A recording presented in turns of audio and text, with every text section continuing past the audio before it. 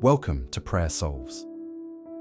Here you will discover heartwarming parables, stories of forgiveness, second chances, and quiet miracles that shine in everyday life.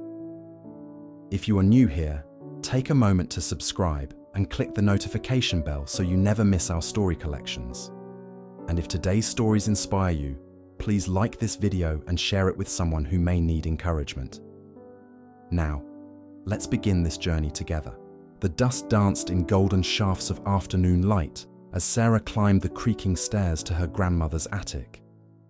20 years had passed since Grandma Rose had died, and the old Victorian house was finally being sold. Sarah dreaded this moment, sorting through decades of memories that weren't quite hers to keep. In the far corner, beneath a moth-eaten quilt, she discovered a cedar chest she'd never seen before. The brass lock had long since broken, leaving the lid slightly ajar. Inside, wrapped in yellowed tissue paper, lay a hand-knitted baby blanket in soft blue yarn. Beneath it, an envelope marked, "For my grandson," in her grandmother's distinctive handwriting. Sarah's hands trembled as she opened the letter.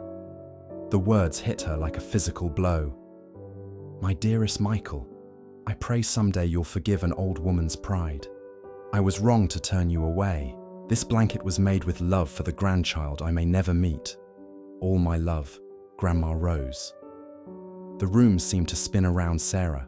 Michael, her brother, who had been estranged from the family for over 15 years. The brother who had been disowned when he married outside their faith.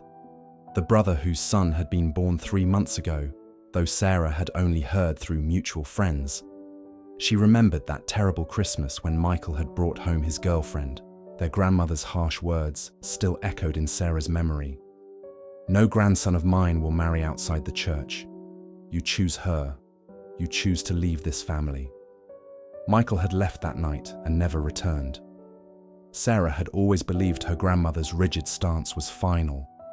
But this letter, this blanket made in secret hope, revealed a heart that had softened too late. Rose had died suddenly of a heart attack, taking her regrets to the grave.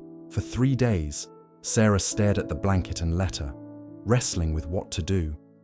Michael probably hated the entire family. He'd missed their parents' funerals without a word. Why would he care about their grandmother's too-late repentance? But the weight of the blanket in her hands felt like more than wool and thread. It felt like redemption waiting to be delivered.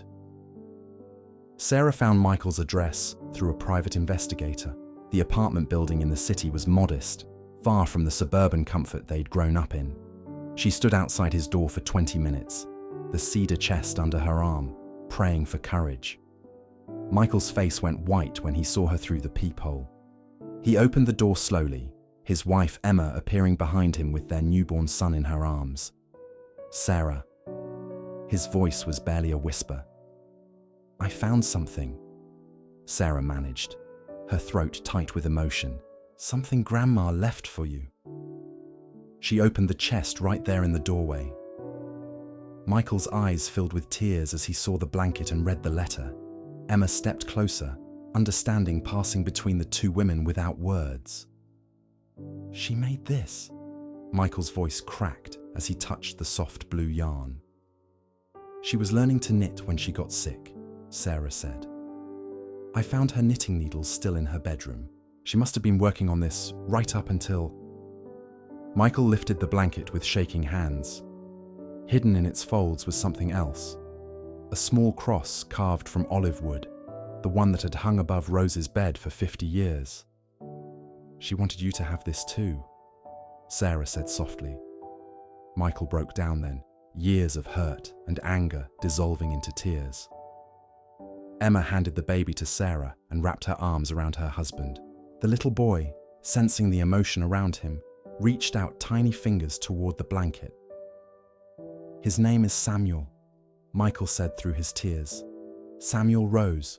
We named him after her middle name." Sarah felt her own tears begin. She would have loved that. She would have loved him. They spent the next 4 hours talking. Michael and Emma shared stories of their struggles, their small apartment, Michael's work as a teacher, Sarah spoke of their grandmother's last years, how she'd grown quieter, more reflective, how she'd asked about Michael more often than she'd ever admitted. As evening fell, Sarah watched Michael wrap his son in the blue blanket. The baby settled immediately, as if the love knitted into every stitch was still warm and comforting. "I was so angry," Michael said. "For so long, I thought she hated who I'd become." "Love doesn't disappear," Sarah replied, remembering something their grandmother used to say. "Sometimes it just gets buried under our fears." Before leaving, Sarah invited them to Sunday dinner. It was a small step, but it felt like the beginning of something beautiful. Michael looked at Emma, who nodded with tears in her eyes. "We'll be there," he said. Walking to her car, Sarah felt lighter than she had in years. The forgotten gift had done more than reunite a grandmother's love with her grandson. It had brought a brother home. Sometimes, God's grace comes wrapped in the most unexpected packages, waiting patiently in the forgotten corners of our hearts until the moment is right for healing to begin. Be kind to one another, tender-hearted, forgiving one another as God in Christ forgave you. Ephesians 4:32, ESV. The hospital waiting room felt like a prison of beige walls and antiseptic hope. Marcus slumped in the plastic chair, his construction worker's hands clasped so tightly his knuckles had gone white. Through the window, dawn was breaking over the city, but inside his world, everything remained dark. 24 hours ago, his 8-year-old daughter Lily had collapsed at school. Now she lay in the pediatric ICU, machines breathing for her while doctors spoke in careful, measured tones about complications and uncertain outcomes. Marcus had never been much for praying. Church was something other people did. People who wore suits and had clean fingernails and steady jobs. People unlike him, who'd struggled with drinking and barely made ends meet driving a delivery truck. But sitting in that waiting room, watching his ex-wife Rachel cry into her hands, he felt something break open inside his chest. The words came out as barely a whisper. "God, if you're really there, if you really care about people like me, please, don't take my little girl. She's all the good I ever did in this world." A man in scrubs appeared in the doorway, Dr. Martinez, the pediatric specialist. His expression was unreadable as he approached. Rachel stood up so quickly her chair nearly toppled. "We need to talk," Dr. Martinez said gently. The next words hit Marcus like a physical blow. Lily needed a heart transplant. Without it, she had maybe a week. Even with it, finding a match for a child her size, with her rare blood type, would be nearly impossible. How nearly impossible? Rachel's voice was steady, but Marcus could see her hands shaking. "I won't lie to you. In 10 years, I've seen maybe 2 cases like this where we found a match in time." After the doctor left, Marcus walked outside into the cool morning air. The city was waking up around him, traffic building, people heading to work, life continuing as if his world wasn't falling apart. He found himself behind the hospital, near a small garden where a few early flowers were blooming. "Please," he whispered again, this time not caring who might hear. "I know I haven't been good at this prayer thing. I know I've made mistakes. But she doesn't deserve this. If you need to take someone, take me instead." A gentle hand touched his shoulder. Marcus turned to find an elderly woman with kind eyes and grey hair pulled back in a simple bun. "Excuse me," she said softly. "I hope you don't mind me asking, but are you all right?" Something about her manner made Marcus want to talk. He found himself telling this stranger about Lily, about the transplant, about how helpless he felt. The woman listened without interrupting, her eyes full of compassion. When he finished, she was quiet for a long moment. "My name is Grace," she said finally, "and I believe prayers have a way of traveling farther than we think." She reached into her purse and pulled out a small card. This is for a support group that meets here at the hospital. Other parents going through similar situations. Sometimes the answer to our prayers comes through the people God puts in our path. Marcus took the card, though he doubted he'd use it. He'd never been one for group anything. That evening, unable to sit still, he wandered the hospital halls. Following signs, he found himself outside a conference room where Grace's support group was meeting. Through the open door, he could hear voices, other parents sharing stories of fear and hope. Almost without thinking, he walked in. The group welcomed him quietly. He listened as other fathers and mothers spoke about their children, their struggles, their small victories. When it came his turn to speak, the words poured out, not just about Lily's condition, but about his guilt over the divorce, his drinking, how he felt like God was punishing his daughter for his mistakes. "God doesn't work that way," said a woman named Janet, whose teenage son had survived leukemia. "Sometimes bad things just happen, but I've learned that healing can come from the most unexpected places." A man across the circle, David, had been quiet most of the evening. Finally, he spoke up. "My daughter Emma was in a car accident 3 days ago," he said quietly. "She's 17, brain dead. We've been talking to the doctors about donation." The room went silent. Marcus felt his heart racing. David continued, tears streaming down his face. "The thing is, she's O negative, like you said your daughter is, and she always talked about wanting to help people." He looked directly at Marcus. "The doctor said her heart is perfect." The room felt like it was spinning. Marcus couldn't speak. "I heard your story tonight," David said, "and I kept thinking about what Emma would want. She'd want her heart to keep beating, to keep giving life to someone." Grace reached over and squeezed Marcus's hand. "Sometimes," she whispered, "prayers are answered through the generosity of broken hearts." The next 48 hours blurred together. Tests, consultations, surgical preparations. Emma's family spent time with Marcus and Rachel, sharing stories about their daughter, her dreams of becoming a teacher, her love of animals, her fierce protection of younger children. She would have loved Lily, Emma's mother said, showing pictures of Emma volunteering at a children's camp. The surgery took 14 hours.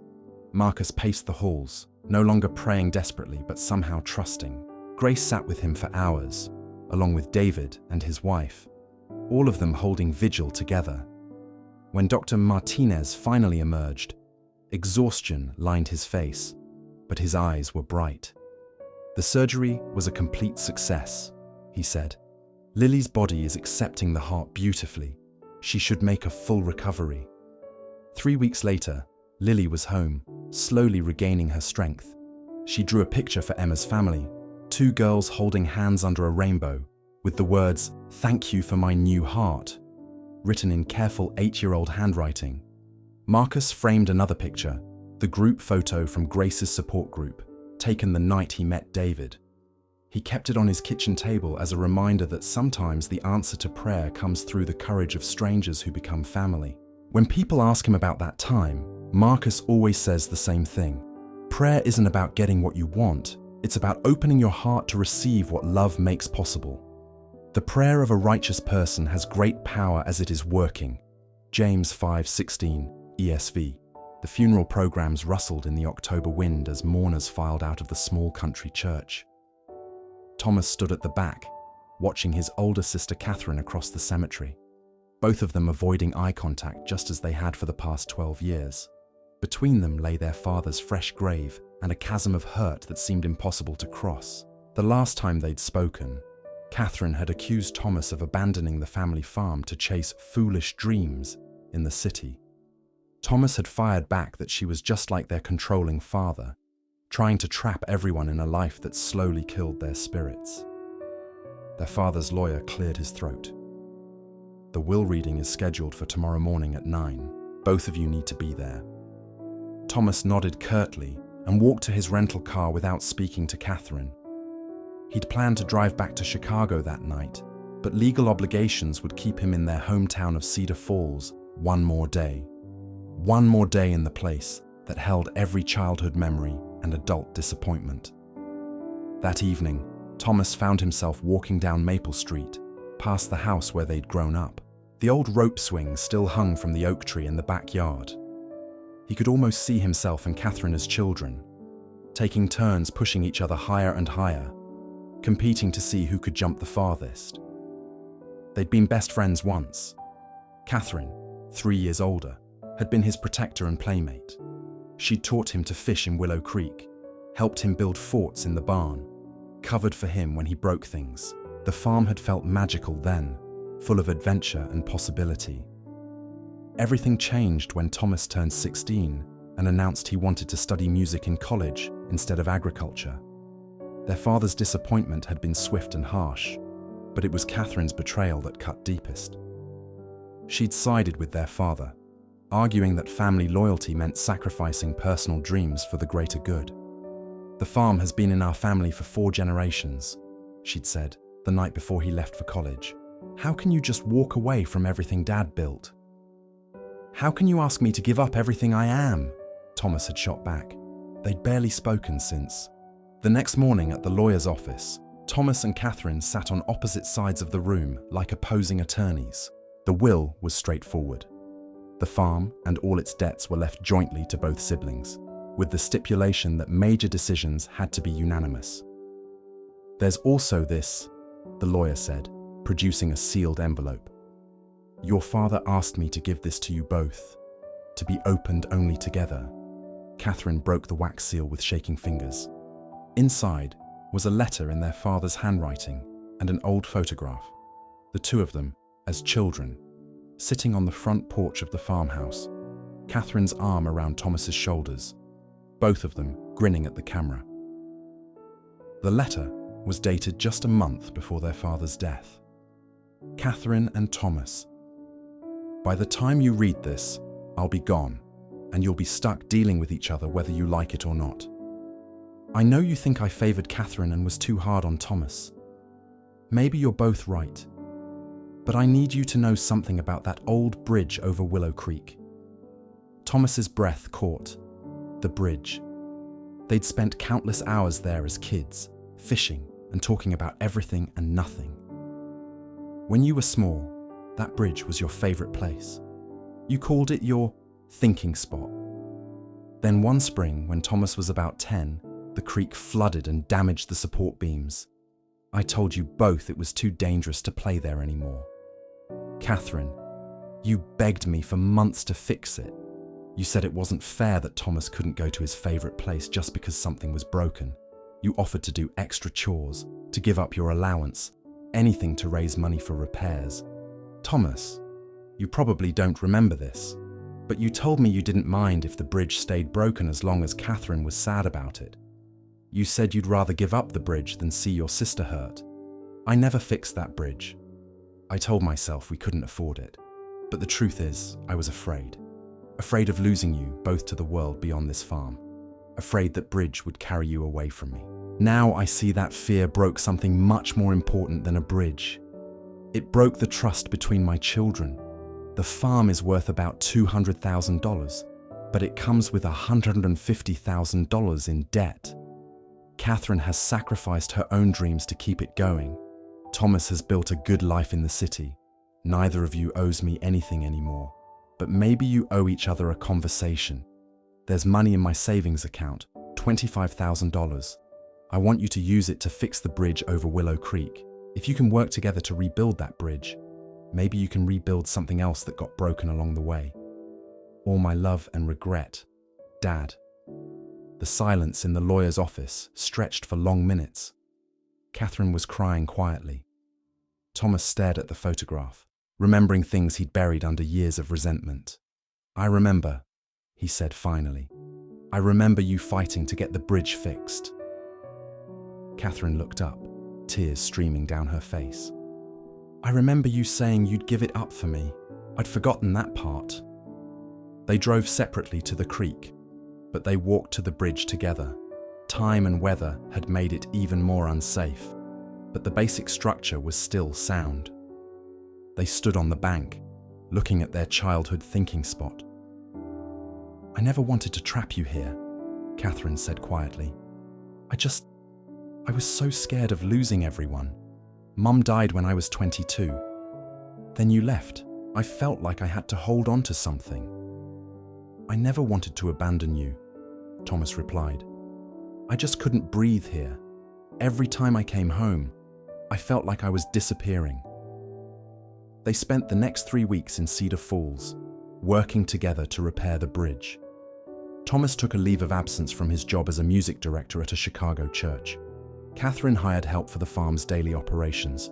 They worked side by side, relearning how to be siblings. The conversations came slowly at first, then in longer and longer stretches.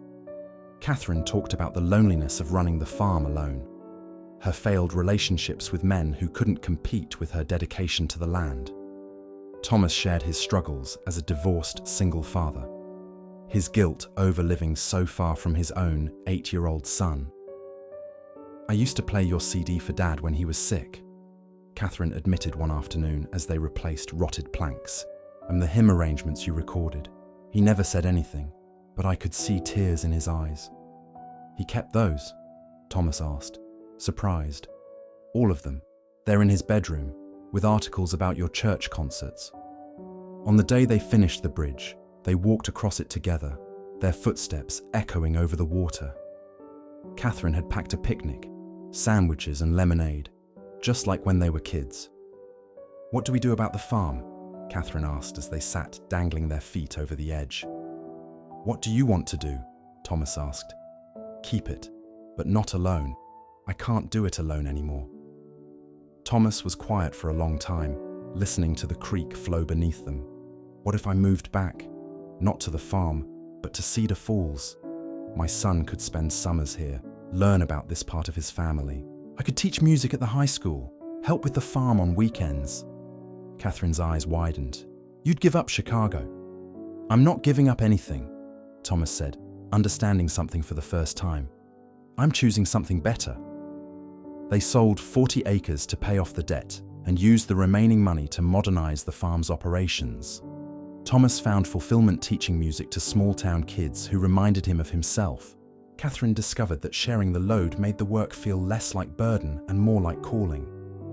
Every Sunday after church, they met at the bridge with their extended family: Thomas's son, Catherine's new husband, a widower she met at the farmer's market, and his 2 daughters. The bridge had become what it was always meant to be, not an escape route, but a gathering place where love could flow freely in both directions. "How good and pleasant it is when brothers dwell in unity." Psalm 133:1 ESV. The 11:47 p.m. to Portland sat at the platform like a steel lifeline, its headlight cutting through the December fog. Elena rushed down the stairs, her interview suit wrinkled from a day of rejection, her portfolio case heavy with architectural drawings no one wanted to see. She had exactly 30 seconds to catch this train, her only chance to make it home for Christmas morning with her daughter. Her heel caught on the platform's uneven concrete. Time slowed as she fell, her portfolio scattering its contents across the wet pavement. She looked up just as the train's doors hissed shut and pulled away into the night, carrying her last hope with it. Eleanor sat on the cold platform, gathering her scattered drawings, fighting back tears. This was supposed to be her breakthrough day: 3 interviews with prestigious firms, a chance to rebuild her career after 2 years of unemployment. Instead, she'd face the same response at each office: "You've been out of the field too long. We need someone more current." The station was nearly empty now. A few travelers hurried toward the bus depot, but Elena knew the last bus to Portland had left an hour ago. She had $12 in her wallet, a maxed-out credit card, and no way to get home for Christmas. "Tough break," said a voice behind her. Elena turned to see a maintenance worker in coveralls mopping the platform. He was older, maybe in his 60s, with kind eyes and work-worn hands. "Yeah," Elena managed. "Tough break. I'm Frank," he said, pausing in his work. "Been cleaning these platforms for 23 years. Seen a lot of folks miss a lot of trains. Most of the time, it's the worst thing that could happen to them. Sometimes, though, he smiled mysteriously. And sometimes missing a train is the best luck you never knew you needed. Elena almost laughed at the absurdity. I doubt that. My daughter's expecting me home for Christmas. She's 8 and staying with my neighbor. This was supposed to be the day everything changed. Frank nodded thoughtfully. Where were you interviewing? Architectural firms downtown. Morrison and Associates was my last hope. They barely looked at my portfolio before telling me I wasn't current enough. Elena's voice broke slightly. I've been out of work for 2 years. My husband died in a car accident, and I couldn't work while my daughter was so young and traumatized. Now everyone acts like those 2 years make me unemployable. Morrison and Associates? Frank's eyebrows rose. You know, they're not the only game in town. Matter of fact, there's a firm 3 blocks from here that's got a different philosophy about second chances. Elena looked skeptical. At midnight on Christmas Eve? Frank chuckled. Well, not officially, but sometimes the best opportunities come when you least expect them. He glanced around the empty station. You got anywhere else to be right now? Elena shrugged. The waiting room would be warmer than the platform, and she couldn't afford a hotel room. There's a diner 2 blocks up on 5th Street, Frank said. Jake's place. Open all night on Christmas Eve for folks who don't have anywhere else to go. Jake's good people. Tell him Frank sent you. He'll give you coffee and pie on the house. Elena hesitated, then realized she truly had nothing left to lose. Thank you, Frank. That's very kind. Just paying it forward, he said. Someone did the same for me once when I needed it most. Jake's place was exactly what Eleanor expected. Red vinyl booths, checkerboard floors, and the warm smell of coffee and home cooking. But what she didn't expect was the woman sitting alone in the corner booth, sketching on napkins while nursing a cup of coffee. The woman looked up as Elena entered. She was about 50, with silver-streaked hair and intelligent eyes behind wire-rimmed glasses. Excuse me, the woman called out. Are you an architect by any chance? Elena stopped, confused. How did you know that? The woman smiled and gestured to Eleanor's portfolio case. Morrison and Associates. I recognize their interview folders. Plus, you've got that particular look of creative frustration mixed with professional disappointment that I remember well from my early days. Elena approached the booth cautiously. And you are?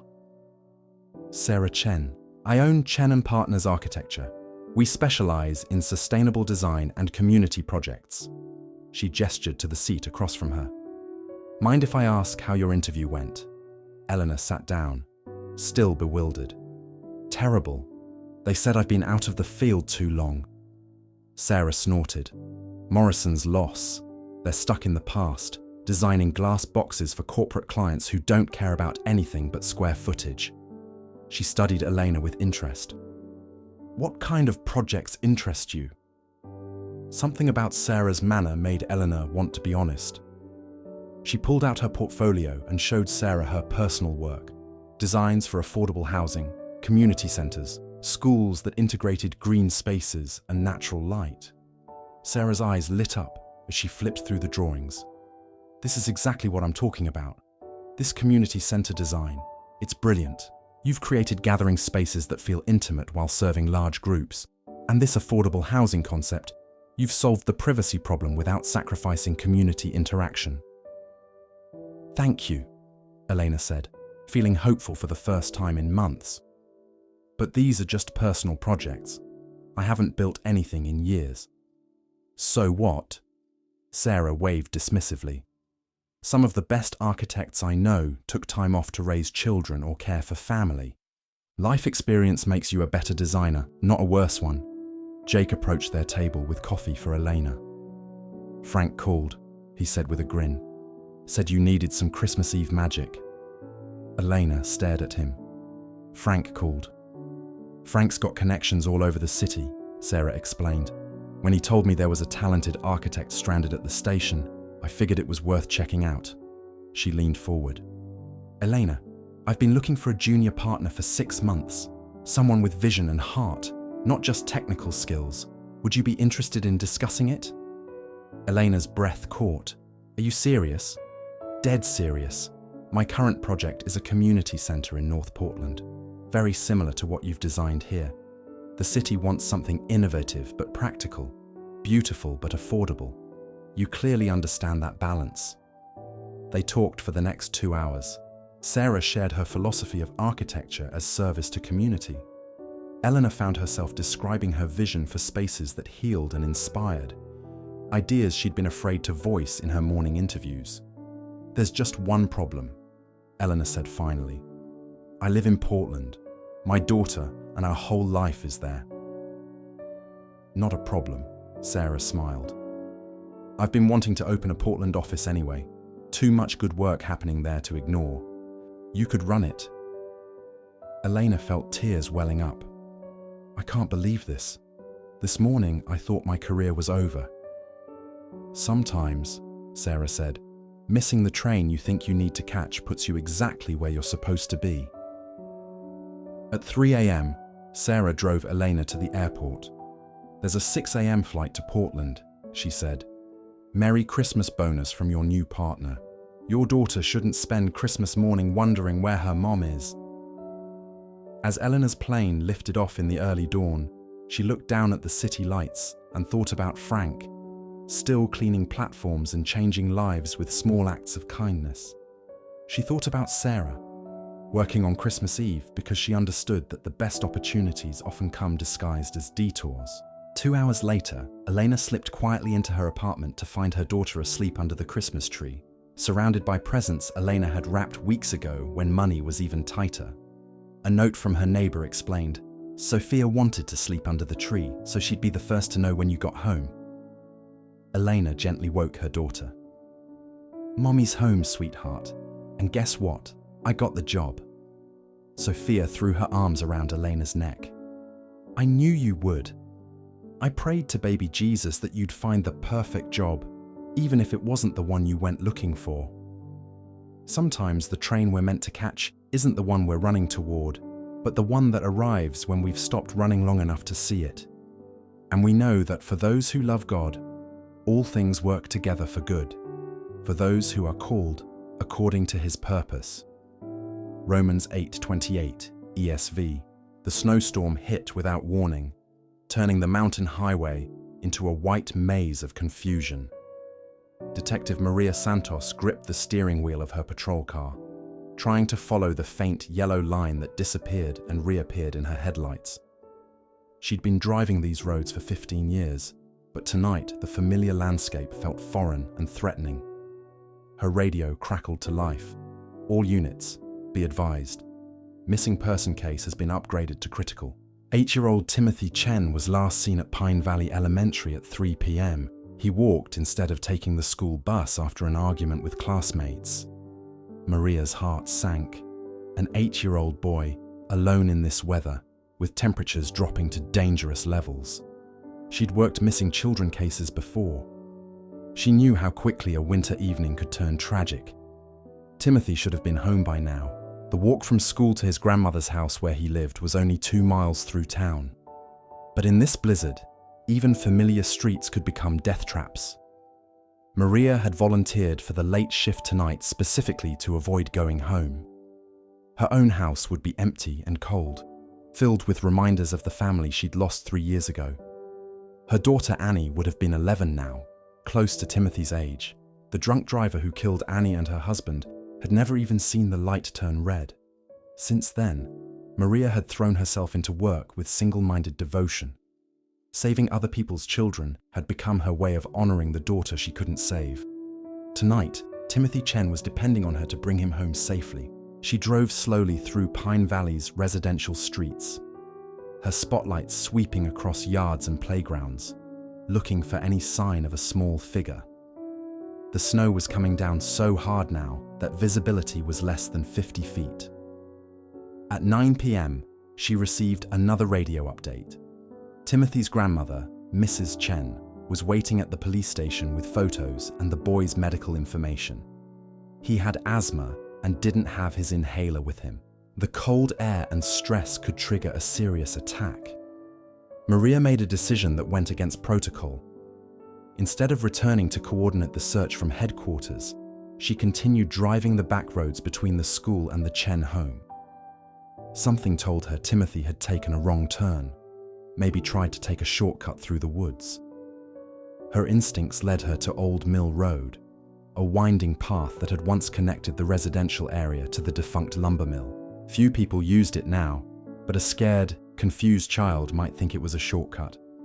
As she crept along the narrow road, her headlights caught something that made her slam on the brakes. Fresh footprints in the snow, small and uneven, leading away from the road toward the abandoned mill buildings. Maria grabbed her flashlight and followed the trail. The wind was howling through the bare trees, making it impossible to call out effectively. The footprints led to an old cabin that had once housed the mill supervisor, a building she'd explored during previous searches for runaway teens. Through the grimy windows, she saw the faintest flicker of light. Maria approached carefully, not wanting to frighten Timothy if he was inside. She knocked gently on the door. "Timothy, this is Detective Santos with the police. Are you in there?" A small, frightened voice answered. "Yes, I'm sorry. I didn't mean to break in." Maria tried the door and found it unlocked. Inside, Timothy sat huddled in a corner, shivering despite the wool blanket wrapped around his shoulders. On the table beside him burned a single white candle, casting dancing shadows on the walls. "Hey there, buddy," Maria said softly, approaching slowly so she wouldn't startle him. "Your grandma's been worried sick about you." Timothy looked up with tear-filled eyes. "I got lost. I was trying to find a way home that didn't go past Jake Morrison's house. He said he was going to beat me up after school." Maria knelt beside him, her heart breaking at the fear in his voice. "So you were trying to avoid the bully?" Timothy nodded. "But then it started snowing really hard, and I couldn't see anything. I remembered my dad telling me that if I was ever lost in the woods, I should find shelter and stay put until someone found me." "That was very smart thinking," Maria said, though she was concerned about Timothy's breathing. She could hear the slight wheeze that indicated his asthma was being triggered by the cold and stress. "Where did you get the candle?" she asked, helping him to his feet. Timothy pointed to a dusty shelf. "There's a whole box of them over there, and some matches. My dad taught me how to light them safely for camping. I thought if someone was looking for me, they might see the light in the window." Maria looked at the candle with new appreciation. This small flame had been Timothy's beacon of hope, and ultimately, it had guided her to him. "You did everything right, Timothy. Your dad would be proud of you." "My dad's dead," Timothy said matter-of-factly. "Oh, he was a soldier. That's why I live with Grandma now." Maria felt a familiar tightness in her chest. Another child dealing with loss. Another family torn apart by circumstances beyond their control. But unlike her own story, this one still had a chance for a happy ending. She carefully extinguished the candle and picked Timothy up, wrapping her coat around him. He was lighter than he should be, and his breathing was becoming more labored. "Let's get you home to Grandma," she said, trying to keep her voice cheerful despite her growing concern about his breathing. The drive to the hospital took 20 minutes through the storm. Maria called ahead to have an ambulance meet them in the emergency room parking lot. Timothy's asthma attack was mild but needed immediate treatment. Mrs. Chen arrived as the doctors were finishing their examination. She was a tiny woman with silver hair and worried eyes that reminded Maria of her own mother. "Detective Santos," she said, gripping Maria's hands tightly. "How can I ever thank you? Timothy is all I have left since my son died in Afghanistan." "He's a brave boy," Maria replied, "and smart. He made good decisions that kept himself safe until I could find him." Timothy was released an hour later with a new inhaler and strict instructions to avoid cold air for the next few days. As Maria prepared to leave, Mrs. Chen approached her again. "Detective, I hope this isn't inappropriate, but would you like to join us for Christmas dinner tomorrow? Timothy has been asking about you, and frankly, I cook far too much food for just the two of us." Maria hesitated, She'd spent the last 3 Christmases alone, telling herself she preferred it that way. But something about Mrs. Chen's kind eyes and Timothy's hopeful expression made her reconsider. "I'd like that very much," she said, surprising herself. The next day, Maria sat at Mrs. Chen's dining table, watching Timothy excitedly show off the new model airplane his grandmother had given him. The house was warm and filled with the smells of traditional Chinese cooking mixed with American Christmas cookies. "Detective Maria," Timothy said, using the formal address his grandmother had taught him, "I saved something for you." He disappeared into his bedroom and returned with the white candle from the abandoned cabin, now sitting in a small glass holder. "Grandma helped me clean it up," he explained, "and I wanted you to have it because it helped you find me." Maria felt tears welling up in her eyes. "Timothy, this is the most thoughtful gift anyone has ever given me." That night, Maria placed the candle in her own kitchen window. For the first time since Annie's death, her house didn't feel empty. The small flame seemed to fill the space with warmth and possibility. Over the following months, Maria found herself stopping by the Chen house regularly, ostensibly to check on Timothy, but really to experience the sense of family she'd thought she'd lost forever. Mrs. Chen became like a mother to her, and Timothy filled the child-shaped hole in her heart. When Timothy started middle school and faced new bullying situations, Maria taught him self-defense and confidence techniques. When Mrs. Chen needed help with home repairs, Maria was there with her toolbox. They became an unlikely family bound not by blood, but by the love that grows when people choose to care for each other. A year later, at Timothy's 9th birthday party, he made a wish and blew out the candles on his cake.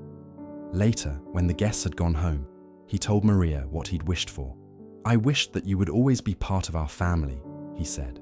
"Even when I grow up and move away, I want you to know you'll always have a place where someone loves you." Maria hugged him tightly, thinking about that snowy night when a small candle in a window had led her not just to a lost boy, but back to the understanding that love doesn't end when we lose someone. It simply finds new ways to shine. Sometimes we think we're the ones doing the rescuing, when really we're the ones being saved. "Your word is a lamp to my feet and a light to my path." Psalm 119:105 ESV. The estate sale was winding down when Claire found the hidden compartment in her great-aunt Dorothy's antique writing desk. She'd been helping her cousin pack up the old Victorian house, sorting through decades of accumulated memories that nobody quite knew what to do with. The desk was beautiful but impractical, too large for modern homes, too old-fashioned for contemporary tastes. Claire ran her fingers along the desk's carved edges, remembering how Aunt Dorothy used to sit here every evening, writing letters to friends scattered across the country. As she pulled out the last drawer to prepare it for donation, she heard something rattle inside the desk's frame. A gentle push on what looked like decorative molding revealed a secret drawer, no bigger than a jewelry box.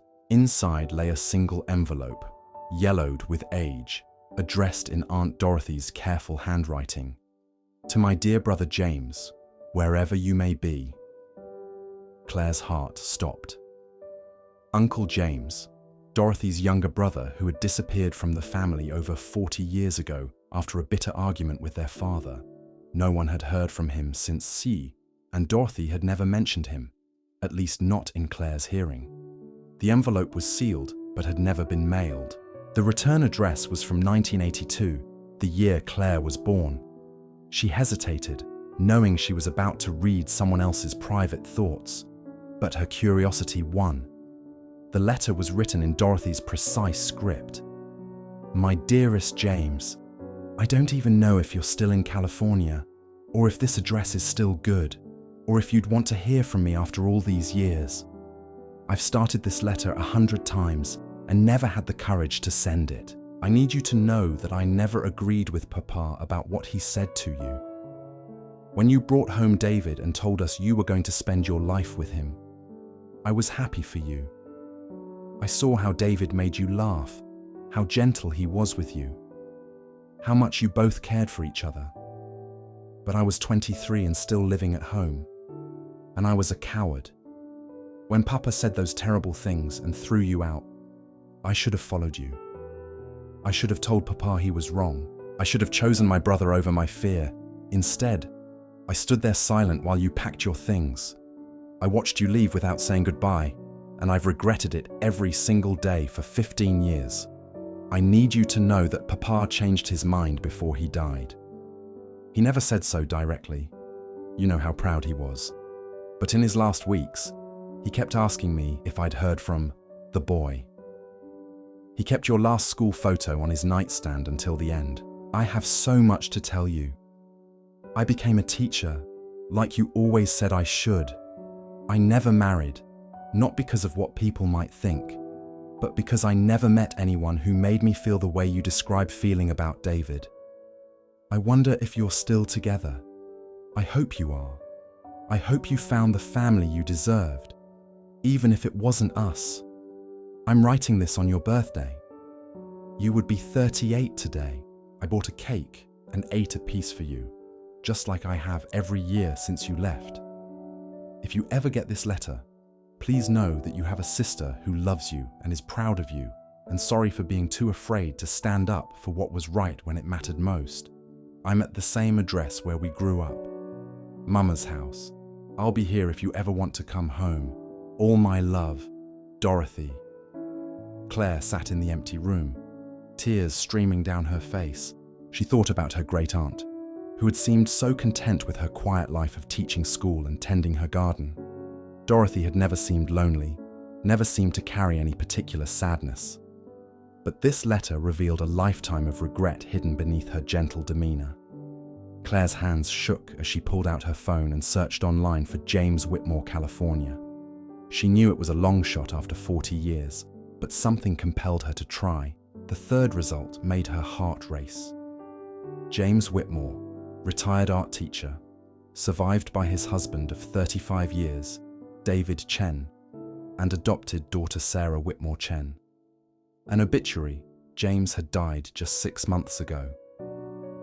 With trembling fingers, Claire found a phone number for Sarah Whitmore Chen in San Diego. A young woman's voice answered on the third ring. "Hello? Hi, this is going to sound strange," Claire began. "But I think I might be related to your father, James Whitmore. My name is Claire, and I just found a letter my great-aunt Dorothy wrote to him in 1982. There was a long pause. Dorothy? Oh my God, Dad talked about Dorothy all the time. She was his sister, right? He always wondered what happened to her. Claire's throat tightened. She died 2 months ago. I'm cleaning out her house, and I found this letter she never sent. She wanted him to know she supported him. She wanted him to come home. Sarah's voice broke. He never stopped hoping she'd reach out. Even after all these years, he'd get quiet around Christmas and birthdays, wondering if maybe this year she'd call. They talked for an hour. Sarah painted a picture of James as a beloved art teacher who had touched hundreds of students' lives, a devoted husband to David, and a father who had poured all his love into the daughter they'd adopted from China when she was 5. He kept all his family photos, Sarah said. Even after everything that happened with his father, he had this old picture of him and Dorothy as kids, sitting by a Christmas tree. He used to tell me stories about how she protected him from bullies at school. Claire looked around the empty house, imagining Dorothy sitting at her desk year after year, wanting to reach out, but held back by fear and pride. Sarah, Claire said carefully, would you and David like to have Dorothy's writing desk? I know it's just furniture, but it seems like it should stay in the family. Really, you'd do that? I think Dorothy would want James's family to have it. She wrote so many letters at that desk. Letters to friends, letters to former students. It was where she poured out her heart. 2 weeks later, David Chen stood in Dorothy's living room. His eyes filled with tears as Claire showed him the secret drawer and handed him Dorothy's letter. 35 years we were together, David said quietly. James never stopped missing his sister. He used to say that someday he'd get brave enough to call, but he was always afraid she wouldn't want to hear from him. Claire showed David photos she'd found of Dorothy through the years, teaching awards, pictures with her students, volunteer work at the church. She never stopped loving him, Claire said. She just didn't know how to bridge the gap that had grown so wide. David smiled through his tears. She sounds like the kind of person James would have been proud to call sister.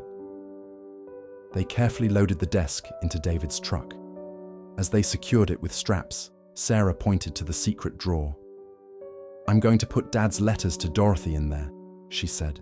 "The ones he wrote but never sent. He had a whole box of them." Claire stared at her. "He wrote letters too. Every Christmas, every birthday, every time something big happened in our lives, he'd write to Dorothy, telling her about his students, about me growing up, about how much he missed her. Then he'd put the letters in a box because he didn't know where to send them." 6 months later, Claire received a package from San Diego. Inside were copies of James's unsent letters, spanning 35 years. Reading them alongside Dorothy's letter, Claire saw a heartbreaking mirror of love and regret. Two siblings who had spent decades reaching across an impossible distance, never knowing the other was reaching back. The last letter in James's collection was dated just a month before he died. "Dear Dorothy, I had the strangest dream last night. We were kids again, playing in the snow behind the house. You were pushing me on that old tire swing, and we were both laughing. When I woke up, I felt like you were trying to tell me something. Maybe that it's not too late to forgive each other for being human. I'm getting older, and I realize now that pride is a luxury we can't afford when it comes to love. If I could talk to you right now, I'd tell you that I understand why you couldn't speak up back then. I'd tell you that I never stopped loving you, even when I was angry. Maybe in another life, we get another chance to be the brother and sister we were meant to be. Until then, I carry you in my heart always. Your loving brother, James." Claire had the letters bound into a book, copies for both families. On the dedication page, she wrote, "For Dorothy and James, who proved that love doesn't need words to be real, and that it's never too late for hearts to find each other, even across the distance between worlds. Sometimes the most important conversations happen in the silence between unsent letters, where love lives on despite our failure to give it voice. Above all, keep loving one another earnestly, since love covers a multitude of sins." 1 Peter 4:8 ESV. Thank you so much for taking this journey with us through these 6 stories of faith, hope, and redemption.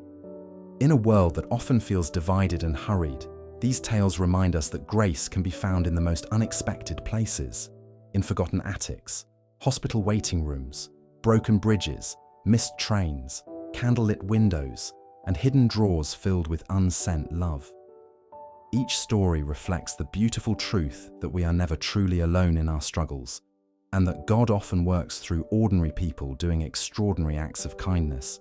Whether it's a maintenance worker who changes a life with gentle wisdom, siblings who find their way back to each other, or letters that bridge decades of silence, these stories show us that healing and hope are always possible.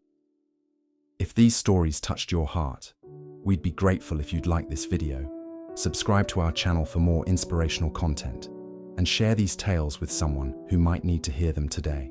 Your support helps us continue creating content that uplifts, encourages, and reminds us all of the power of faith and love in our daily lives. Until next time, may you find grace in unexpected places and be the light that guides someone else home. God bless you all. Thank you for spending this hour with us at Prayer Solves. If these stories touched your heart, we'd love for you to subscribe, like, and leave a comment sharing which story spoke to you the most.